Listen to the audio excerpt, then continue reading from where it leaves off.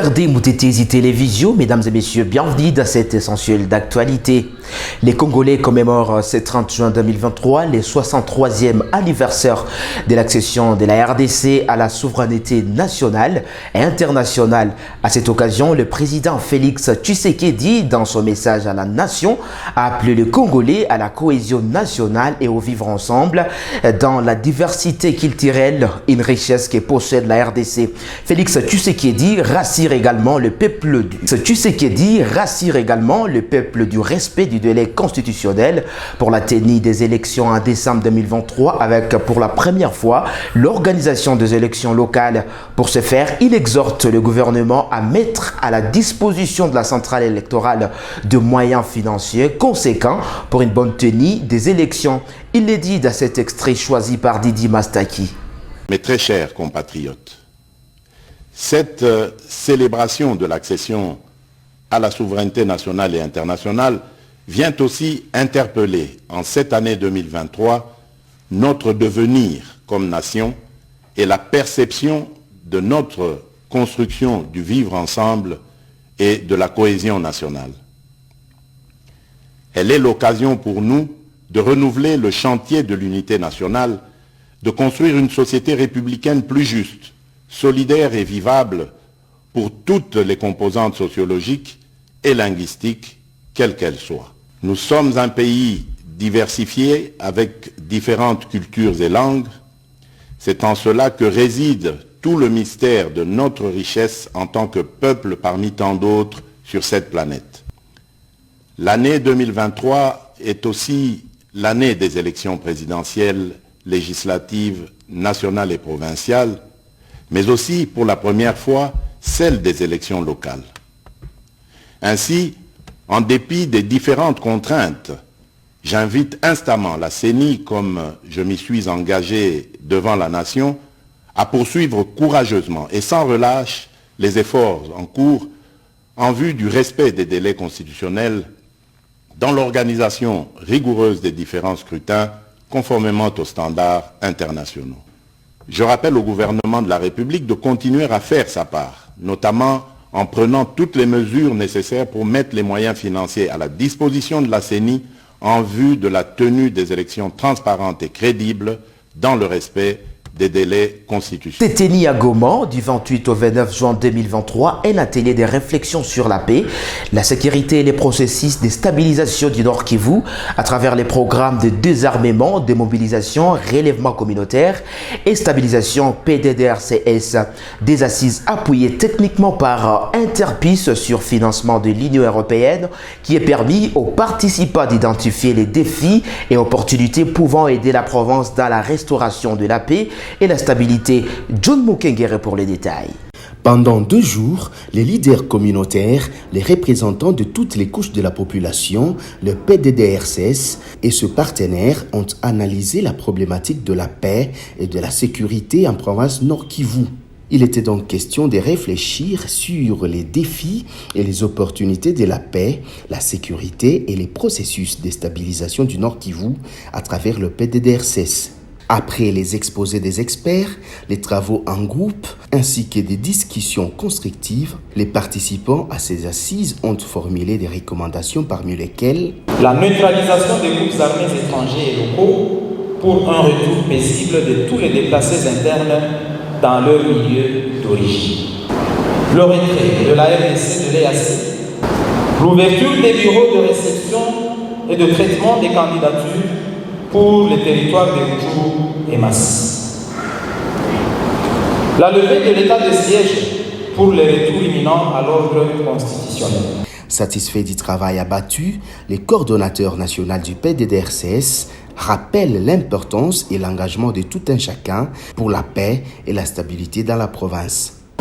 Je voudrais saisir cette opportunité pour vous remercier pour l'assiduité au travail et la qualité des échanges que vous avez engagés. Nous devons, dans le mois qui vient, nous lancer dans les travaux de planification, des interventions par objectif et par résultat. Même réaction pour les consortiums qui se dit satisfait et salue cette collaboration avec le PDDRCS. Au nom de mes collègues membres du consortium Médiation, je prends la parole pour exprimer notre satisfaction d'avoir collaboré avec le programme PDDRCS dans l'organisation de cette rencontre. Le gouverneur militaire de la province Nord Kivu, qui a procédé à la clôture de cet atelier, après avoir reçu la synthèse de résolution, remercie les organisateurs et promet transmettre ce document plaidoyer à sa hiérarchie. Je formule déjà nos remerciements à nos différents partenaires qui ont permis l'éclosion de ces pistes de solutions et la projection d'un bon climat de vie, dénué de toute menace à la paix, à la sécurité et au développement. Un atelier de 10 jours organisé par les PDDRCS, appuyé techniquement par Interpis sous les financements de l'Union européenne. Et puis les mauvais stationnements, les manques de maîtrise du code de la route sont parmi les causes des embouteillages en ville de Goma. Propos du capitaine Mizaba Mwene, Moïse, dans une interview accordée à MTTZ Télévision. Dans ce speech, il propose quelques pistes de solutions pour éradiquer les embouteillages à Goma, dont la création de routes secondaires d'adaptation du code de la route par les usagers. Suivez ces propos de Moïse Mizaba. L'embouteillage est d'abord la précipitation de tout un chacun qui veut passer avant l'autre.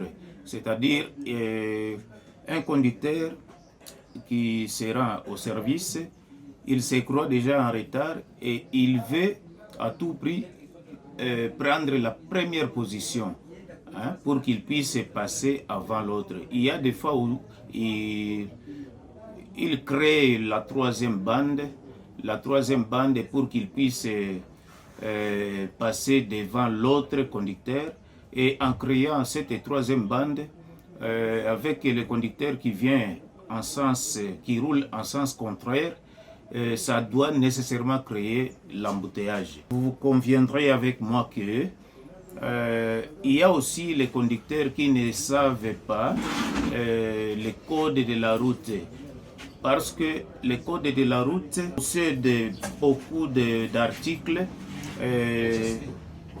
pour les dépassements. Pour dépasser un conducteur qui vous précède, il y a 3 conditions. D'abord, il faut savoir si il y a quelqu'un d'autre qui est derrière vous, qui n'a pas l'intention de vous dépasser. C'est la première condition, et ça doit être vérifié à partir des rétroviseurs. Alors, si vous dépassez, vous devez respecter aussi la distance latérale entre votre véhicule et le véhicule que vous voulez dépasser. Et puis, vous allez récupérer votre côté droit après avoir dépassé le véhicule. Si vous ne connaissez pas toutes ces 3 conditions, vous risquez d'effectuer un mauvais dépassement. C'est condamnable, donc c'est une contravention routière qui mérite des sanctions. Et puis, il y a d'autres conducteurs qui ne respectent pas les feux lumineux, donc les feux rouges.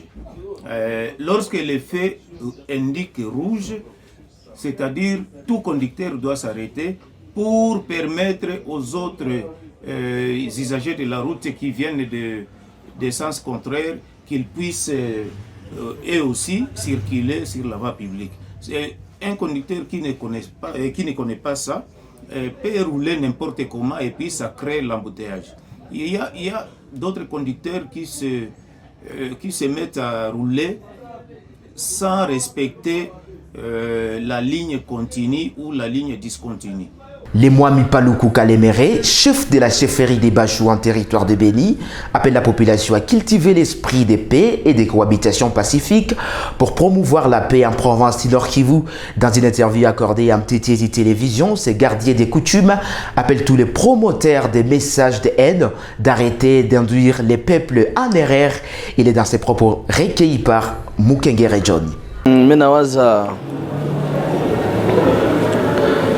kitu ambayo ndezi nikasema juu ya ubaguzi ya makabila ndani ya province yetu ya Nord Kivu, paske niko ndani ya Nord Kivu,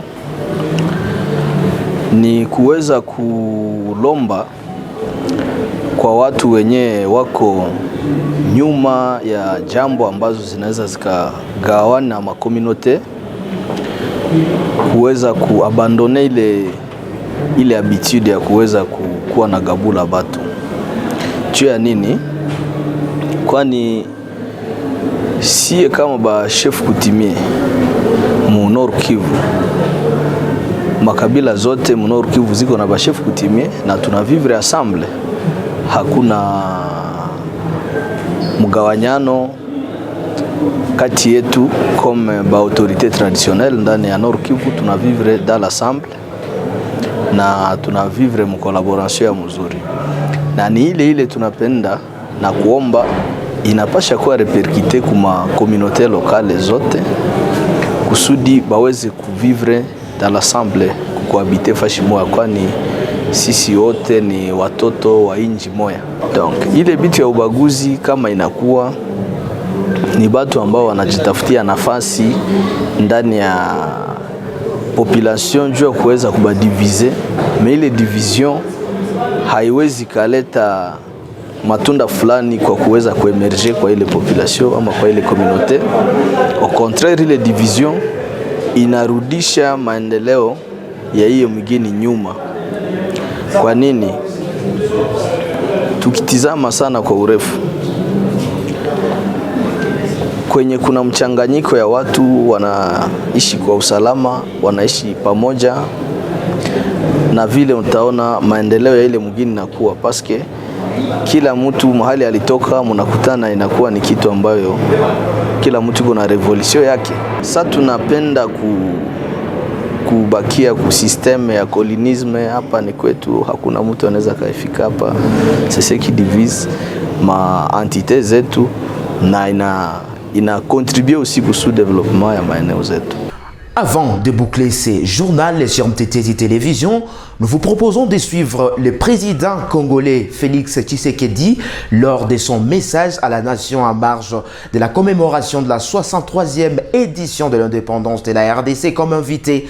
La cohésion nationale et élection dans les délais constitutionnels sera son message.